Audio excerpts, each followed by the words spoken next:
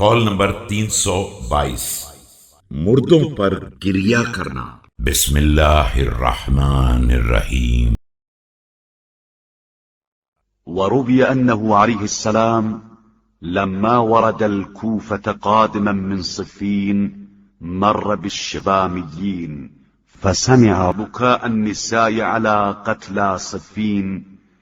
روایت میں وارد ہوا ہے کہ جب آپ علیہ السلام صفین سے واپسی پر کوفہ وارد ہوئے تو آپ علیہ السلام کا گزر قبیلہ شبام کے پاس سے ہوا، جہاں عورتیں صفین کے مقتولین پر گریہ کر رہی تھیں۔ وخرج إليه حرب بن شرحبيل الشبامي وكان من وجوه قومه فقال عليه السلام له: أتغلبكم نساؤكم على ما أسمع ألا تنهونهن عن هذا الرنين؟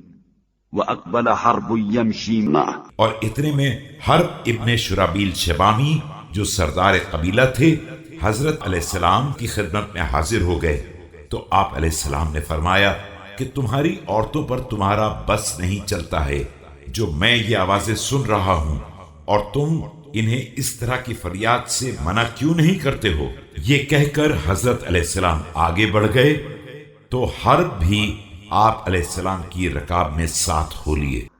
وهو عليه السلام راكب فقال له: ارجع فإن مشي مثلك مع مثلي فتنة للوالي ومذلة للمؤمن۔